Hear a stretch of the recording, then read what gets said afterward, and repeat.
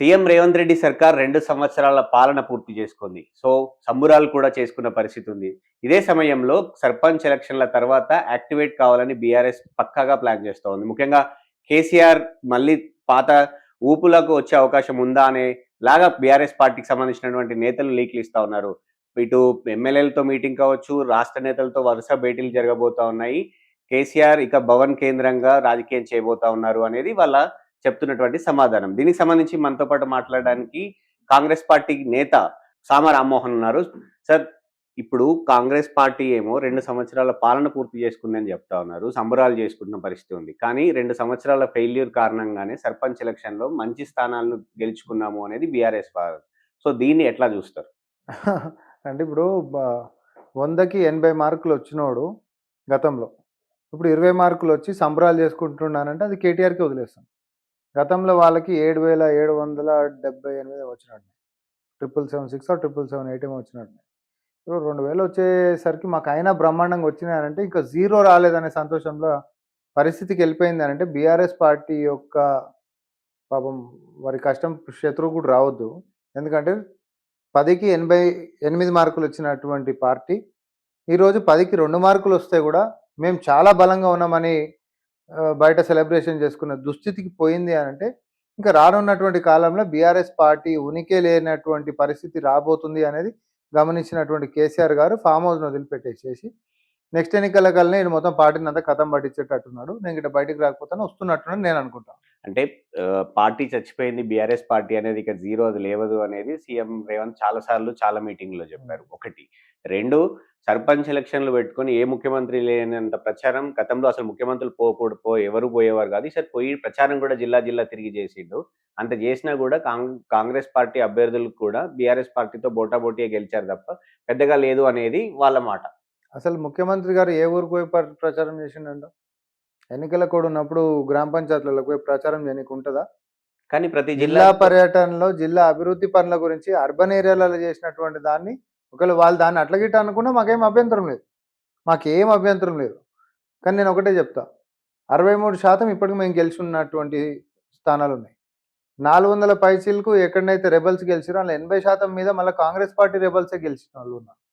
అంటే on whole దగ్గర దగ్గర అదొక 5.5% ఏమో ఉన్నట్టు వాళ్ళు. ఇదంతా కూడా టోటల్ కాంగ్రెస్ విక్టరీకి కుదుకుంది. కానీ అట్లాంటప్పుడు వీళ్ళు అంటే మేము ఒక లీగల్ సెల్ పెడుతున్నాము సర్పంచ్‌ల కోసము. మా వాళ్ళని ఇబ్బంది పెడితే మేము చూసుకుంటాము అనేది అంత కాన్ఫిడెంట్‌గా చెప్తున్నారు అని అది ఎందుకు గమనించట్లేదు కాంగ్రెస్ పార్టీ? అంటే ఒకటి వాళ్ళ కార్యకర్తలకి ఒక కనీసం ఇప్పుడు ఏం లేదు, పార్టీ లేదు, ఇంకా భవిష్యత్తు ఏముందని చెప్పి చేజారిపోయే పరిస్థితి ఉంటది కదా! అది పోకుండా ఆపుకునేటటువంటి ప్రయత్నంలో భాగంగానే మిమ్మల్ని నేను కాపాడుకుంటా, మీకు లీగల్ సెల్ పెడతా, మీకు ఇంకోటి చేస్తా అని పాపం ఏదో వాళ్ళని కన్విన్స్ చేసేటటువంటి ప్రయత్నాలే తప్ప ప్రజల నాడి ఒకసారి బీఆర్ఎస్ పార్టీ మీద మనసిరిగిపోయిన తర్వాత అది అతికేటటువంటి పరిస్థితి కనిపిస్తలేదు. ఎందుకనంటే మీరు మీరు గమనించండి, అసలు కోర్ అర్బన్‌లా బీఆర్ఎస్ పార్టీ అనేది చాలా స్ట్రాంగ్. రూరల్‌లోనే మనం కాంగ్రెస్ పార్టీ అసెంబ్లీ ఎన్నికలలో మాకు బాగా సీట్లు వచ్చినాయి. అట్లాంటిది అర్బన్‌లోనే బై ఎలక్షన్ వచ్చినప్పుడు అది పార్లమెంట్ వరకు తీసుకున్నా సరే, అర్బన్‌లోనే బై ఎలక్షన్ కంటోన్మెంట్ వచ్చినా మేమే గెలిచినాం. ఇక జూబ్లీ హిల్స్ అనేటటువంటిది రిఫరెండం అని చెప్పి కేటీఆర్ గారు మాట్లాడారు. మరి ఆ రిఫరెండంకి మాట మీద కట్టుబడి ఉన్నాడా? మా పాలనకి రిఫరెండం అని అన్నాడు. మరి ఏమైంది నీ ప్రతిపక్షం? మా పాలనకి రిఫరెండం ఇచ్చిండ్రు, జనాలు మా దిక్కు నిలబడ్డారు, మా దిక్కే నిలబడుతురు. దానికి గ్రామ పంచాయతీ ఎన్నికలు కూడా ఇంకొక సాక్ష్యం. సో కంటోన్మెంట్ తీసుకున్నా, జూబ్లీ హిల్స్ బై ఎలక్షన్ తీసుకున్నా, ఈరోజు గ్రామ పంచాయతీ ఎన్నికలు తీసుకున్నా, ఎక్కడైనా మ్యాండేట్ అనేటటువంటిది ప్రజలు రేవంత్ రెడ్డి గారి ప్రజా ప్రభుత్వానికి ఓటేస్తురే తప్ప అబద్ధపు ప్రచారాలకు పూనుకుంటున్నటువంటి ప్రతిపక్ష బీఆర్ఎస్ పార్టీకి కాదు. ఆ ముఖం చెల్లకనే కేసీఆర్ గారు బయటికి వస్తలేరు కదా! కానీ బీఆర్ఎస్ వాళ్ళు చెప్తుంది ఏంటి అంటే కేసీఆర్ 2 సంవత్సరాలు అధికారంలో ఉన్న పార్టీకి టైం ఇస్తానన్నారు. 2 సంవత్సరాల పాలన పూర్తయింది. సో, ఈ 2 సంవత్సరాల తర్వాత వాళ్ళు కాంగ్రెస్ పార్టీ చెప్పిన హామీల్లో ఉచిత బస్సు తప్ప, ఒక రుణమాఫీ లాంటి 1, 2 అంశాలు తప్ప ఏవి చేయలేదు. కాబట్టి ఖచ్చితంగా ప్రజల్లోకి వెళ్ళాలి. ముఖ్యంగా కృష్ణా వాటర్ సంబంధించిన ఇష్యూ తోటి ప్రజల్లోకి వెళ్ళబోతున్నాము అనేది ఇండికేషన్ ఇస్తూ ఉంది. అందుకే ఇటు ఎల్పీ మీటింగ్ కావచ్చు, రాష్ట్ర కమిటీ మీటింగ్ కావచ్చు, ముఖ్య నేతలని పిలుచుకోవడం కావచ్చు, అన్నీ జరుగుతున్నాయి. గ్రౌండ్ ప్రిపేర్ అవుతుంది అని అంటున్నారు. ఇప్పుడు కేసీఆర్ గారు ఒక 6 నెలలు సమయం ఇవ్వాలి ఎవరికైనా అని చెప్పి గతంలో ఒకసారి మాట్లాడినటువంటి సందర్భం ఉన్నట్టుంది. 2 ఏళ్ళని ఎవడు అన్నాడు. భూమి మీద ఉండి రాజకీయాలు చేసేటోడు ఎవడు కూడా అవతల వాళ్ళకి ఒక 2 ఏళ్ళు ఇద్దామని ఎవడు అన్నాడు. 1 నెల ఇద్దామంటాడు, 2 నెలలు ఇద్దామంటాడు, 3 నెలలు ఇద్దామంటే 6 నెలలు ఇద్దామని అనుకుందాం. 2 ఏళ్ళు ఇచ్చిర్రు అనుకుంటాం. ప్రతిపక్షం అనేటట్టు మరి నువ్వు కూడా ఇంట్లో కూర్చునేది ఉన్నావు మీ నాయన మాటిని. మీరు మాత్రం ఎందుకు బయటకు వచ్చి అబద్ధాలు ప్రచారాలు చేశారు? అధికార పక్షానికి సమయమే ఇచ్చేటటువంటి నేపథ్యం మీరు గిట్ట తీసుకున్న నిర్ణయం ఉంటే, మా పిల్లల మేమే సరిపోతాం మా నాయన ఎందుకు అనేటటువంటి డైలాగులు రావద్దు కదా! అట్లాంటివి ఎందుకు వచ్చినాయి? ఇవన్నీ ఏంటంటే పాపం వారి యొక్క వైఫల్యాలను కప్పిపుచ్చుకోలేనటువంటి పరిస్థితులలో ఈరోజు బీఆర్ఎస్ పార్టీ ఉందండి. వాళ్ళు ఏదైనా చేద్దాం అనుకున్న అది బూమరాంగ్ అవుతుంది. ఇప్పటివరకు కేటీఆర్ సక్సెస్ అయినటువంటి ఒక ఫార్ములా చెప్పరు. Working president for an opposition పార్టీకి కేటీఆర్ సక్సెస్ఫుల్గా అరే కేటీఆర్ ప్రోగ్రామ్ సక్సెస్ అయింది అనేటటువంటిది ఒక సక్సెస్ఫుల్ ఫార్ములా చెప్పండి నాకు. వాళ్ళు లగ్చర్లా చెప్తారు, ఇంకొకటి చెప్తారు, చాలా ఫార్ములా సక్సెస్ఫుల్ చెప్పండి నాకు. ఒక్కటన్నా సక్సెస్ఫుల్గా ఎస్ ఇగో పలానా అంశం మీద మనము అధికార పక్షాన్ని కార్నర్ చేయగలిగాం, దీనివల్ల మనకు మైలేజ్ వచ్చింది, సో దట్ రిజల్ట్ మన నమ్మిరు జనాలు మనకు ఓట్లు వేసారు అనేది ఒకటి చెప్పండి. ఏడదుడు నీ గ్రాఫ్ పడిపోతుంది కేటీఆర్. ఎందుకంటే నీకుంటున్నటువంటి నాయకత్వ లేమి ఏదైతే ఉందో దాన్ని ఎన్కరేజ్ చేసుకుంటుంది ఎవరో కాదు, హరీష్ రావు. మీకు పడలేనటువంటి పరిస్థితి, నీ కుటుంబంలో వచ్చినటువంటి తగాదా, ఒక పక్క సిస్టర్ బయటికి పోయి మిమ్మల్ని ఎక్స్పోజ్ చేసేటటువంటి విషయమైనా, లేకపోతే అసలు ఈ యొక్క కన్ఫ్యూజన్ స్టేట్లో ఎటు కాకుండా అయిపోయినటువంటి పరిస్థితితో కేసీఆర్ది అయినా, మీకంటూ ఈరోజు ఒక రోడ్ మ్యాపే లేదు.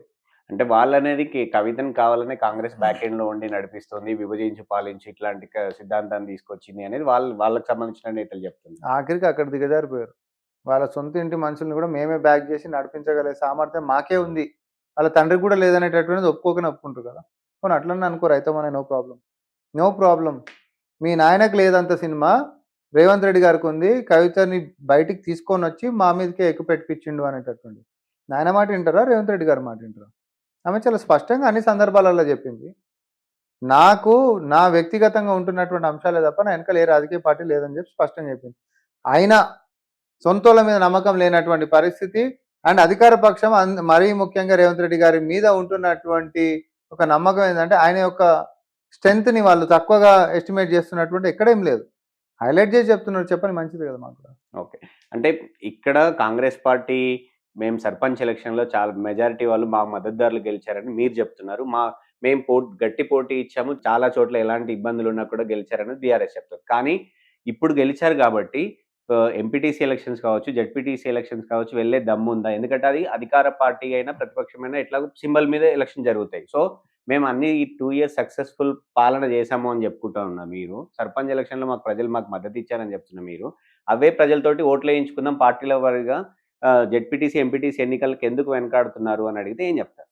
ఒకటి చెప్తా, ఫస్ట్ ఈ జనరల్ డైలాగ్ డిఫాల్ట్ డైలాగ్ బంద్ చేయాలి. వాళ్ళు దమ్ముంటే వాళ్ళ మొక్కలకు దమ్ముంటే ఈరోజు రేవంత్ రెడ్డి గారిని టీ అంటే టీ కొట్టాల్సింది, పంచాయతీ ఎన్నికలలో గెలవాల్సింది, రెఫరెండం అని చెప్పిన జూబ్లీస్ ఎన్నికలు నువ్వు గెలవాల్సింది.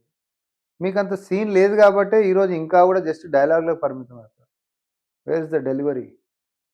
అపోజిషన్ పార్టీ నాయకుడు ఏడు ఫస్ట్ అనేటటువంటి ప్రశ్నకు జవాబు లేనటువంటి దిక్కుమాల పరిస్థితుల్లో బీఆర్ఎస్ పార్టీ ఉంది.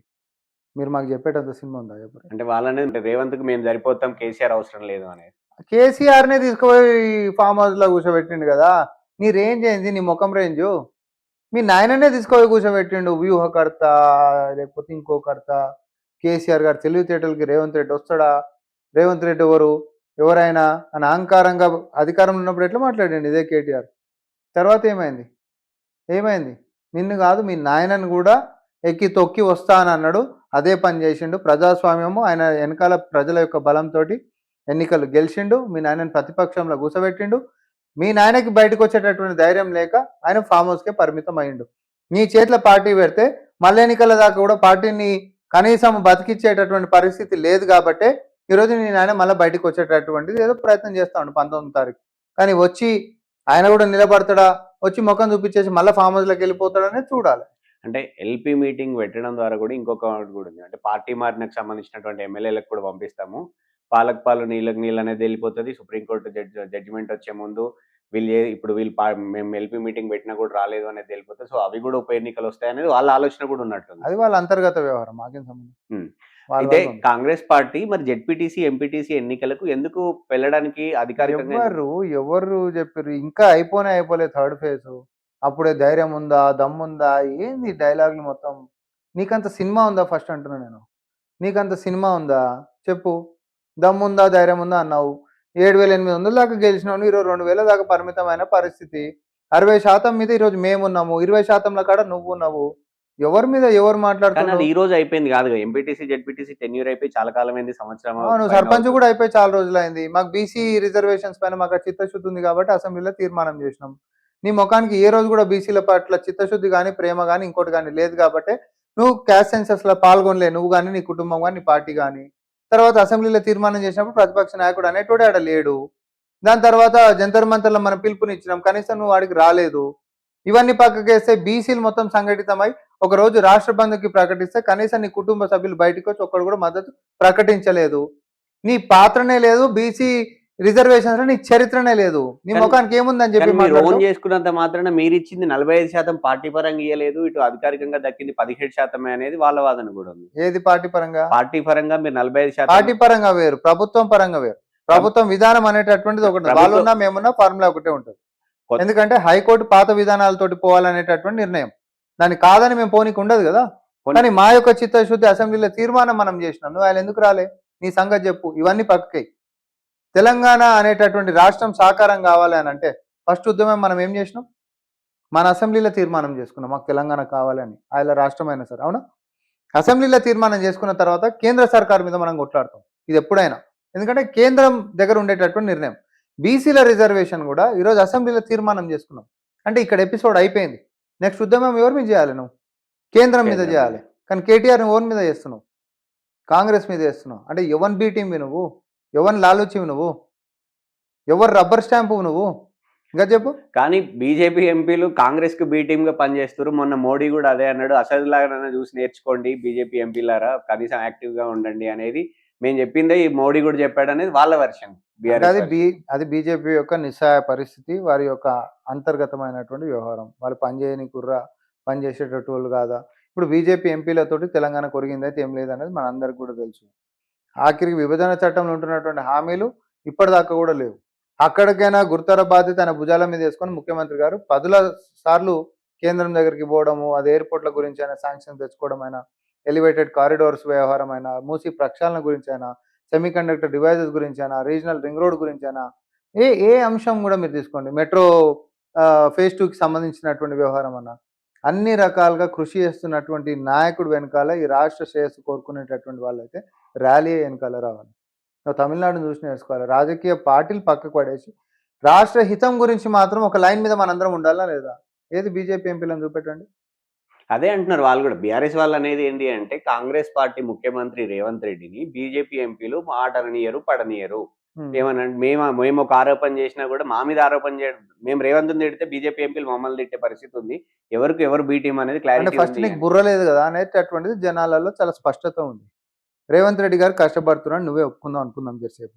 రేవంత్ రెడ్డి గారు ఢిల్లీకి తిరుగుతున్నారు అనేటటువంటి అంశం తీసుకుందాం. నువ్వు విమర్శించాల్సింది ఎవరిని? కేంద్ర ప్రభుత్వాన్ని. ఏదో ఒకటి చూపెట్టి స్టేట్మెంట్.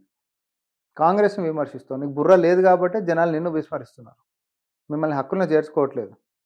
మీరు నిజంగా తెలంగాణ వాదులు అయ్యి ఉంటే, కాదు అది వేరే అందరికీ తెలుసు, మీరు తెలంగాణ వాదులు అయ్యి ఉంటే, మీరు తెలంగాణ పట్ల చిత్తశుద్ధి ఉండుంటే, రేవంత్ రెడ్డి గారు ఇష్టం లేకపోయినా, మా పార్టీ ఇష్టం లేకపోయినా, ఆయన తీసుకున్నటువంటి యొక్క కారణం ఏదైతే ఉంటుందో దానికైతే మద్దతుగా నిలబడాల్సినటువంటి నైతికత మీకు ఉండాలి కదా.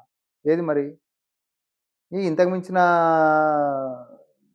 ఘోరం ఏముంటుంది, దరిద్రం ఏముంటుంది? సో ఇప్పుడు జెడ్పీటీసీ, ఎంపీటీసీ ఎన్నికలతో పాటు మున్సిపల్ ఎలక్షన్స్ కూడా ఉన్నాయి. అవన్నీ అయిపోయేలోపు జిహెచ్ఎంసీ వస్తుంది అనేది. కానీ ఏమన్నా రాని అన్ని వస్తూనే ఉంటాయి. కాలం వచ్చినప్పుడు ఎన్నికలు వస్తూనే ఉంటాయి. వచ్చినప్పుడు పోటీ అనేటటువంటిది ప్రజల యొక్క నమ్మకాలను బట్టి ఉంటుంది. ఈరోజు ప్రజల పక్షాన్ని నిలబడి ఎవరు కొట్లాడుతారో చాలా స్పష్టంగా ఉంది. వాళ్ళు ఎన్ని అబద్ధాలు ఆడినా, కోట్ల రూపాయలు ఖర్చు పెట్టి సోషల్ మీడియాలో అబద్ధాలను ప్రచారాలు చేసిన, మీమ్స్ చేసిన, ట్రోల్స్ చేసిన, రేవంత్ రెడ్డి గారు వేసుకునే షర్టు బటన్ కాడికి మొదలు పెట్టుకుంటే భూతద్దం పెట్టి బూతులు ఎతికినా నేను చెప్తా ఉన్నా. ఈరోజు ప్రపంచ దిగ్గజ క్రీడాకారుడు మెస్సీ లాంటి వాళ్ళతోటి కలిసి ఏమంటారు ఫుట్బాల్ లాంటి కార్యక్రమాలు తీసుకొని గ్లోబల్ లీడర్ అయినటువంటి రేవంత్ రెడ్డి గారు ఇటు గ్రామాలలో ప్రజల యొక్క మద్దతుతోటి గ్రామ పంచాయతీ ఎన్నికలు గెలవటమే కాదు, గ్లోబల్ లీడర్ అయి మెస్సీ లాంటి వాళ్ళతోటి తెలంగాణ యొక్క ఉనికిని, తెలంగాణలో సింగరేణి లాంటి ఖ్యాతిని ఈరోజు గ్లోబల్ అంటే గ్లోబ్కి పరిచయం చేసినటువంటి దాని చరిత్రలో కూడా రేవంత్ రెడ్డి గారే మిగులుతారు. మెస్సీ ఇష్యూ వచ్చింది కాబట్టి, అంటే మెస్సీతో మ్యాచ్ ఆడతారు అనే వరకు బీఆర్ఎస్ నేతలకు, అంటే సింగరేణి ఎందుకు డబ్బులు పెడుతుంది ఇలాంటివన్నీ ఉన్నా కూడా సామాన్య ప్రజలు కావచ్చు, జనరల్‌గా పొలిటికల్‌ని అబ్జర్వ్ చేసే వాళ్ళు కూడా మెస్సీ వస్తుండంటే ఒక ప్రైడ్‌గా భావించిర్రు. రేవంత్ అని అంటే ఒక సీఎం స్పోర్ట్స్‌మెన్ అవతారం ఎత్తి ఆడుతున్నాం అంటే ఒక హానర్‌గానే ఫీల్ అయ్యారు. కానీ ఒకసారి మ్యాచ్ అయిన తర్వాత సీఎం మనమడు లేకపోతే ఇంకొక లీడర్ కొడుకు ఇట్లాంటివి వచ్చేసరికి అంటే ఒక రకంగా అది మైనస్ అయిందని అనుకోలేమా? నేనైతే అస్సలు అనుకోను. ఇప్పుడు మీకు గుర్తుందా కేసీఆర్ గారు ఉద్యమ సమయంలో నీ మన్మడైనా నా మన్మడైనా ఒకటే బియ్యం తినాలి అని అన్నారు. కానీ అధికారంలోకి వచ్చినాక కనీసం సన్న బియ్యం పెట్టగలిగిండా? కానీ ఇదే ఇదే నేను ఒక మాట, ఒక్క మాట. నాదైపోలే. పెట్టగలిగిండా? పెట్టలే. కనీసం సన్న బియ్యం పెట్టలే. కానీ ఉద్యమ స్ఫూర్తి రగిల్చినటువంటి ఉద్యమ ఆకాంక్షల్లో భాగమైనటువంటి ఒక సన్న బియ్యాన్ని పథకాన్ని కూడా మేము ఈరోజు ఇంప్లిమెంట్ చేసింది కాంగ్రెస్ ప్రభుత్వం. రేవంత్ రెడ్డి గారి నాయకత్వంలో. సేమ్ అదే వరల్డ్ క్లాస్ మెస్సీ తోటి ముఖ్యమంత్రి సొంతంగా ఆయన ఆడడమే కాదు, ఆయన ఇంట్లో ఉంటున్నటువంటి పిల్లలు మాత్రమే కాదు, అదే గురుకులాల్లో ఉంటున్నటువంటి నా తెలంగాణ బిడ్డలు కూడా అదే మైదానంలో అదే మెస్సీతో ఆడిర్రు. మీరు దీన్ని బ్యాలెన్స్గా చూడాల్సిందే తప్ప మీరు ప్రభుత్వ పైసలతోటి కుటుంబం ఆడింది అని అంటే అది రాజకీయం అయితే తప్పవుతుంది. నేను కూడా ఒప్పుకుంటాను. కానీ సింగరేణి అనేటటువంటి ఇది మొత్తం ప్రైవేట్ ఏది స్పాన్సర్షిప్ ఇది మొత్తం. సింగరేణి తన బ్రాండ్ పెంచుకోనికే వాళ్ళు స్పాన్సర్షిప్ ఒక భాగం మిగతా వాళ్ళ లెక్క వాళ్ళు కూడా అపర్ణ ఎట్లయితే చేసుకుందో అట్లా సింగరేణి కూడా ఒక స్పాన్సర్షిప్ చేసుకుంది. చేసుకుంటే ఏంటిది ఇప్పుడు సింగరేణి అంటే ఖాళీ బొగ్గు గనులకు మాత్రమే పరిమితం ఉంటుంది. అవునా? గుర్తుందా మీకు? అట్లాంటిది ఈరోజు ఏం చేస్తున్నాము? రేర్ ఖనిజాల గురించి కూడా మనం పోతా ఉన్నాం. రేర్ మినరల్స్ గురించి కూడా మనం పోతా ఉన్నాం. ఏడు దాకా పోయినాం? ఆస్ట్రేలియా దాకా పోయినాం. ఒప్పందాలు ఎవరితో చేసుకున్నాం? ఆస్ట్రేలియన్స్ తోటి చేసుకున్నాం. Telangana and Australia. అంటే ఇక్కడ సింగరేణి తప్పు చేసిన సరే రాజకీయ ఆరోపణలు కొన్ని ఉన్నప్పటికీ కూడా సింగరేణి డబ్బులు పెట్టినందుకు స్పాన్సర్షిప్ చేసినందుకు కూడా పెద్దగా వ్యతిరేకత రాలేదు. కానీ సీఎం ఆడినందుకు ఈవెన్ ప్రైడ్ గా ఫీల్ అయిన వాళ్ళు చాలా మంది ఉన్నారు, రాజకీయంతో సంబంధం లేని వాళ్ళు. ఎందుకంటే సీఎం అంటే క్రీడాకారుడు అవతారం ఎత్తడం చాలా అంటే వెల్కమ్ చేసారు. కానీ సీఎం ఇదే రేవంత్ రెడ్డి గతంలో కేసీఆర్ మన్మన్ని తిట్టిండు. అంటే ఆ పిల్లగానికి రాజకీయం ఎందుకు అని అన్నాడు, లేదు అంటే ఆ పిల్లగాడికి సచివాలయంలో ఏం పని అని అవన్నీ అడిగాడు. కానీ కొంతకాలంగా రేవంత్ చేస్తుంది కూడా అదే కదా. ఆయన మన్మడు ప్రభుత్వ ప్రోగ్రామ్ లో ఉంటాడు, లేకపోతే మొన్న రైజింగ్ సమిట్ లో కనపడ్డాడు, ఇక్కడ కనపడ్డాడు. ఆయన ఇంకా చిన్న పిల్లగాడు, కనీసం ఊహ కూడా పూర్తిగా తెలియనంత ఈ చిన్న ఏజ్ లో ఉన్నా ఎందుకు ఇన్వాల్వ్ చేయాల్సి వస్తుంది అనేది ఒకటే. అయితే సీఎం రేవంత్ తో పాటు వెనకాల ఉండే ఒకరిద్దరు లీడర్లకు సంబంధించినటువంటి కొడుకులు ఏ అర్హతతోటి అక్కడ ఉండగలిగారు వాళ్ళు? అంటే ఒక ప్రభుత్వ ప్రోగ్రామ్ ని ప్రైవేట్ ప్రోగ్రామ్ గా చేయడంలో ఎందుకు చేయాల్సి వచ్చింది? ఇది దుర్వినియోగం కాదు. అసలు ఏది ప్రభుత్వ ప్రోగ్రామ్? It's private programme. మళ్ళీ ఒకసారి చెప్తా ఉన్నా, ప్రభుత్వ ప్రోగ్రామ్ కాదు, అది ప్రైవేట్ ప్రోగ్రాము. ఇది నేను చాలా స్పష్టంగా చెప్తా ఉన్నా. దయచేసి మనం ట్యాక్స్లు కడుతున్నటువంటి సొమ్ముతో ఆ ప్రోగ్రామ్ చేసింది కాదు, ప్రైవేట్ వాళ్ళు చేసినటువంటి ప్రోగ్రాము. దాంట్లో ముఖ్యమంత్రి గారైనా, ముఖ్యమంత్రి గారి ఇంట్లో వాళ్ళైనా, లేకపోతే తెలంగాణ బిడ్డలైనా ఒకరు సింగరేణి నుంచి ఇంకొకరు అపర్ణ నుంచి ఆడినప్పటికీ ఒకే మైదానం మీద ముఖ్యమంత్రి గారైనా మన ఏది గురుకుల బిడ్డలైనా కలిసి ఆడినరు, కలిసి మెస్సీతోటి ఆడినరు. ఇది సమానత్వానికి సూచిక లెక్క చూడాల్సిందే తప్ప రాముల వారికి తలంబ్రాలు అనేటటువంటిది దంపతులు ఇవ్వాల్సినటువంటి ఆచారాన్ని బ్రేక్ చేసి అహంకారంతో మన్మడితో పంపించినటువంటి దాన్ని మేము ఆ రోజు ఖండించడం. ఎందుకంటే అది మన హిందూ సెంటిమెంట్స్ కాబట్టి. ఇక్కడ ప్రభుత్వము ఎప్పుడైనా కూడా ఒక ముఖ్యమంత్రి చేయాల్సినటువంటి పనిని నీ మన్మడిని పంపించి దాని ఒక సిస్టమ్ బ్రేక్ చేసినాం. ఆ రోజు మేము మన యొక్క ఆవేదన హిందువుల ఒక సెంటిమెంట్ గురించి మాట్లాడినాం. ఈ రోజు ముఖ్యమంత్రి గారు మన్మడు గుడ్డ పిల్లగాడు ఏడ తీసుకో ఏ ప్రోగ్రాంలలో ఏం చేసిండు కనిపించినంత మాత్రాన విమర్శలకు తావైపోవాలన్నా? అక్కడ కార్యక్రమం చేయించిండు, ఇక్కడ కార్యక్రమం చెప్పలే, కనిపించిండు. ఈ రెండింటికి చాలా తేడా ఉంది. సో ఆయన ఇంట్లో పిల్లలైనా లేకపోతే మన తెలంగాణ బిడ్డలు ఎవరైనా కూడా గురుకులాల బిడ్డలైనా అందరు నాకు సమానమే, మీతో పాటే నేను అనేటటువంటి ఒక పాజిటివ్ యాటిట్యూడ్తో ఎందుకు చూడరు మీరు? పాజిటివ్నెస్ ఎందుకు లేదు మన లోపల? ఆయన సింబాలిక్గా యొక్క చూపించండు. గతంలో ఎందుకో చేయలేదు ఈ పని. ఇంకొకటి చెప్తా ఉన్నా, యువతని మాదక ద్రవ్యాల నుంచి పక్కకు తీసుకొని వచ్చి ఒక పక్క స్కిల్ డెవలప్మెంట్ అని చెప్పుకుంటా, గతంలో లేక ఫామ్ హౌస్ల కాడ రేవ్ పార్టీలు చేసుకుంటా డ్రగ్స్ తోటి దొరికినటువంటి ఎగ్జాంపుల్స్ కావు ఇవన్నీ. మైదానంలోకి వచ్చి ఫుట్బాల్ ఆడుకుంటా స్పోర్టివ్ స్పిరిట్ని పెంచుతున్నటువంటిది యువతకి ఈరోజు కావాల్సినటువంటిది. తెలంగాణకి ఒక పక్క పర్యావరణాన్ని కాపాడుకుంటా, పిల్లల యొక్క మనోధైర్యాన్ని పెంచేటటువంటిది, మానసిక ఉల్లాసాన్ని పెంచేటటువంటిది, లేకపోతే శారీరకంగా దృఢంగా మారేటటువంటిది, నాయకత్వ లక్షణాలు ఉండేటటువంటిది, సమానత్వానికి సూచిక అయ్యేటటువంటిది, అన్ని రకాలుగా ఆయన ఒక ఇనిషియేటివ్ తీసుకొని ఉన్నప్పుడు ప్రతి తెలంగాణ బిడ్డ ఈరోజు దాన్ని వెల్కమ్ చేస్తారు, కేవలం బీఆర్ఎస్ పార్టీలు తప్ప. ఎందుకంటే మంచిలు కూడా బూతులు ఎత్తుకునేటటువంటి వాళ్ళ పేరే బీఆర్ఎస్ కదా. దీంట్లో ఏం తప్పు ఉందో నాకైతే అర్థమవుతలే. ఆయన ఎవరో వచ్చిర్రు, ఈయన ఎవరో వచ్చిర్రు అంటే ఎవరిని పెట్టి ఆడాలో నువ్వే చెప్పు పోనీ.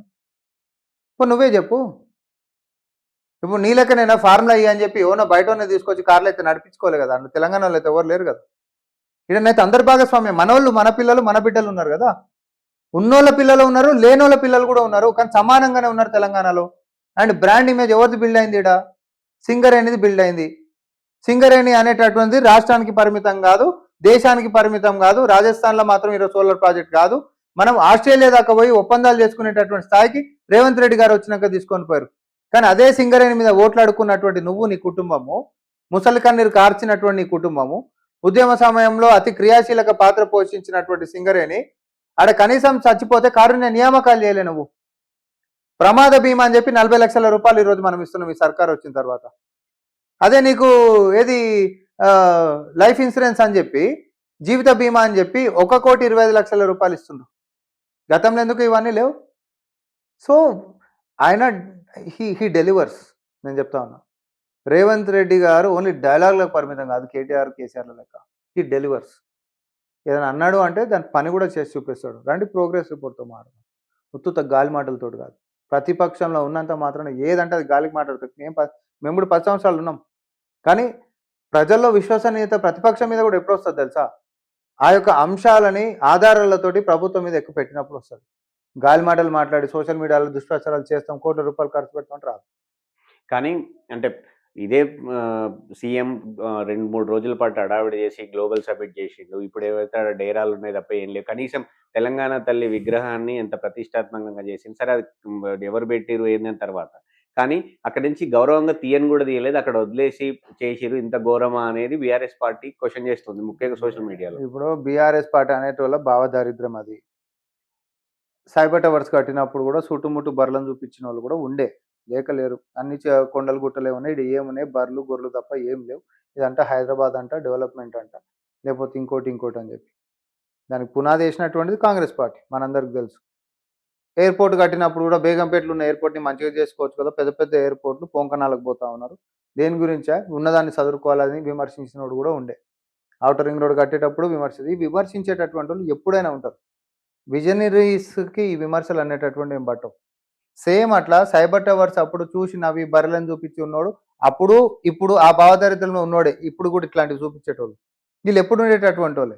కానీ పిల్లల భవిష్యత్తుని దృష్టిలో పెట్టుకొని ఒక విజనరీగా ఆలోచించి 4th సిటీ అంటే ఎట్లా ఉండాలి ఇది భవిష్యత్తు అని 2047కి ఒక టార్గెట్ పెట్టుకొని ఒక వ్యూహ రచనతోటి ఒక నాయకుడు భవిష్యత్తును చూసేటటువంటి సామర్థ్యం ఉన్నటువంటి వాళ్ళే చేస్తారు. అన్ఫార్చునేట్లీ కేటీఆర్కి అది లేదు 10 సంవత్సరాలు నువ్వు ఉన్నప్పటికీ. అందుకని ఒక ఫార్చ్యూన్ 500 కంపెనీస్లో నీ ముఖానికి ఒక కంపెనీ కూడా తెచ్చింది లేదు. గతంలో ఉన్నటువంటి కంపెనీస్ ఎక్స్టెన్షన్స్ కూడా నీవని చెప్పి సూటు బూట్ వేసుకొని రిలీజ్ చేసుకున్నావు తప్ప రియల్ హీరో నువ్వు కాదు కేటీఆర్ అని అనేక సందర్భాలలో చెప్పిన. Come with progress report, then will talk. కానీ ఆ గ్లోబల్ సమిట్ నుంచి చాలా దాదాపు 5 లక్షల చిల్లర 3 లక్షల పైన వచ్చినట్టునే అని రకరకాలు చెప్పారు. కానీ దాన్ని ఆ మొమెంటమ్ ని క్యారీ చేయడంలో కాంగ్రెస్ పార్టీ పరంగా ఫెయిల్ అయింది. ఎందుకంటే 2 రోజులు మాట్లాడుకుని 3వ రోజు మెస్సీ వచ్చాడు, కథం అక్కడి నుంచి 0 అయిపోయింది. మళ్ళీ దాని గురించి చర్చే లేదు. పార్టీ పరంగా ప్రజలకు తీసుకెళ్లడంలో ఫెయిల్ అయింది కాంగ్రెస్ పార్టీ అని అంటే మీరు ఏం చెప్తారు? ఇప్పుడు ఒకటే, ఎప్పుడైనా ప్రారంభోత్సవం రోజు మనందరికీ తెలిసేటట్టు కార్యక్రమం జరుగుతుంది. దాని తర్వాత పని జరుగుతున్న రోజు దాని గురించి మాట్లాడు.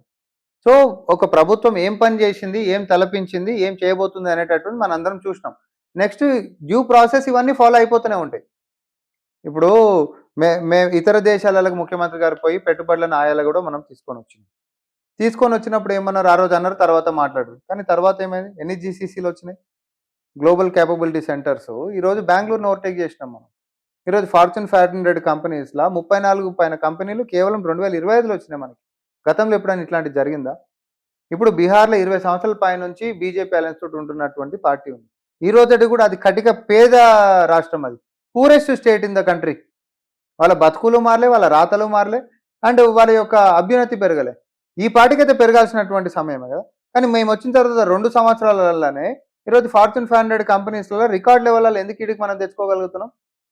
That is leadership capability. అది రేవంత్ రెడ్డి గారికి ఆ విజన్ ఉంది కాబట్టి చేయాలనే తపన ఉంది, చేస్తాననేటటువంటి నమ్మకం ఉంది.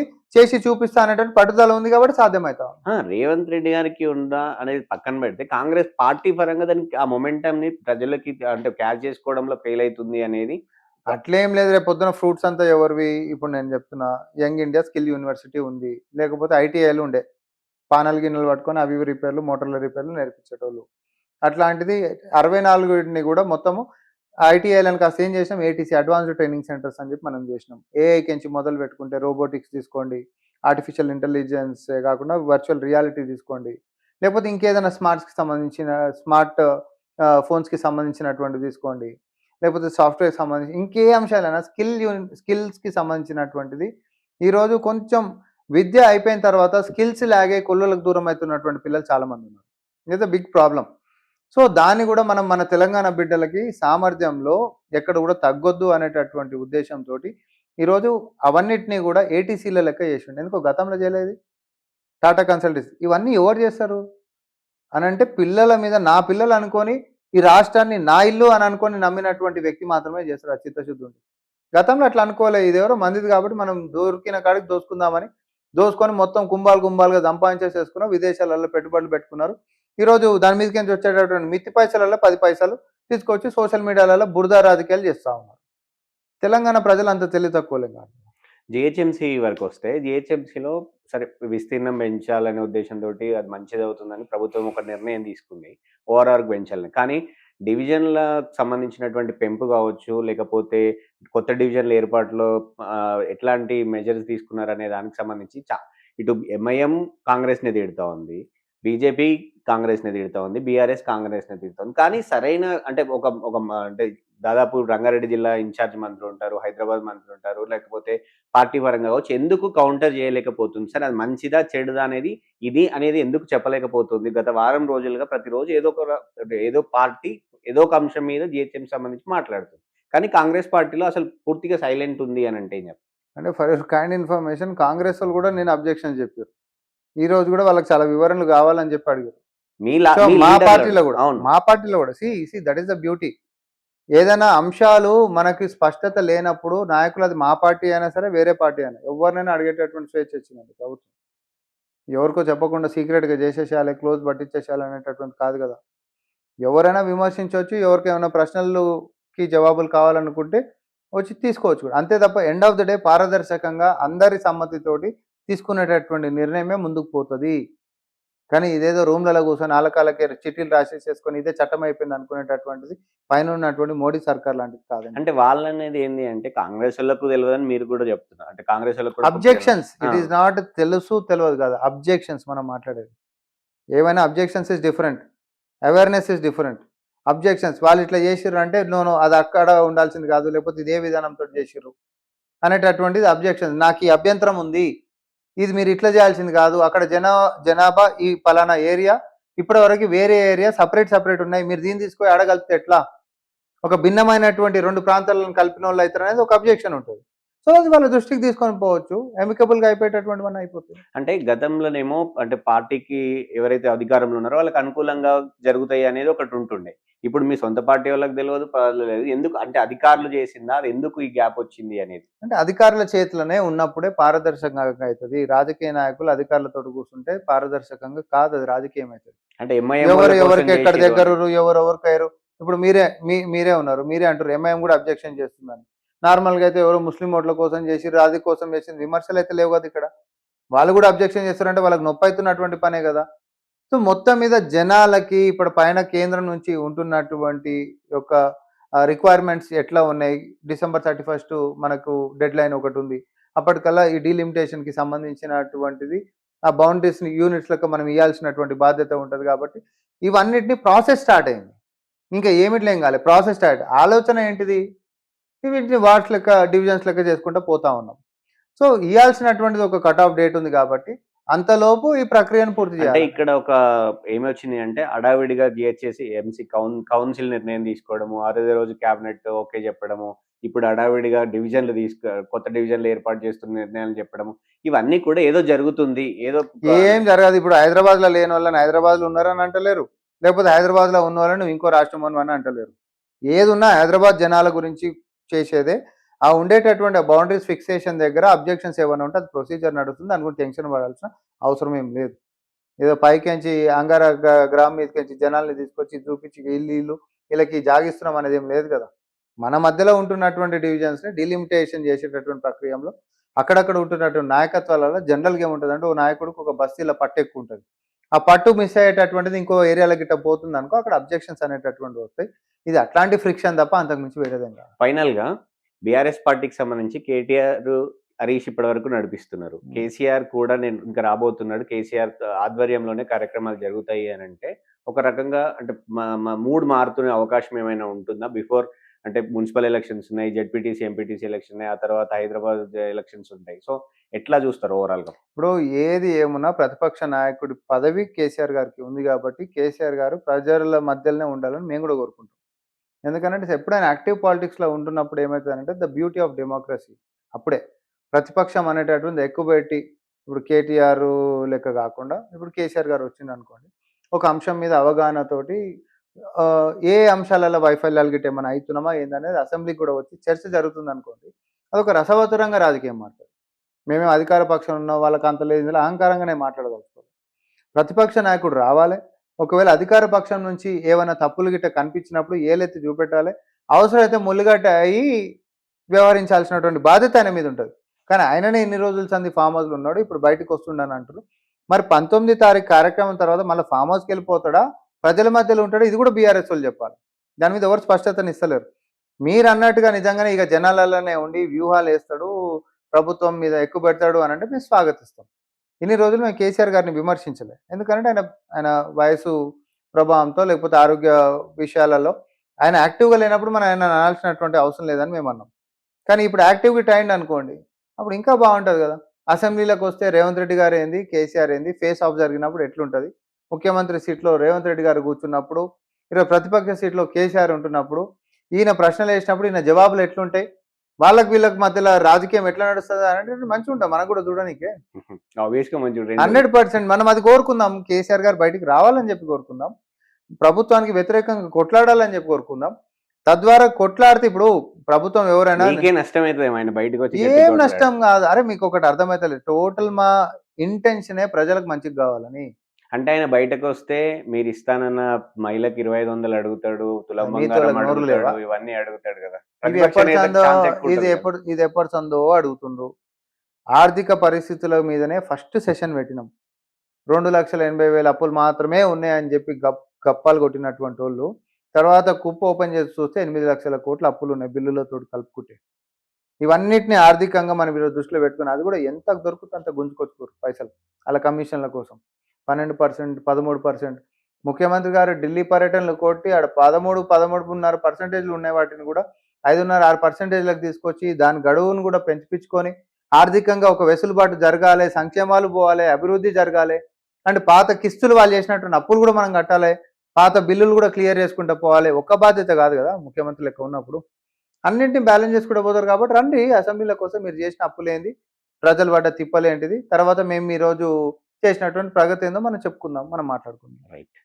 ఇది సామారామోహన్ రెడ్డి చెప్తా ఉంది. ఖచ్చితంగా కేసీఆర్ వస్తే వెల్కమ్ చేస్తాము.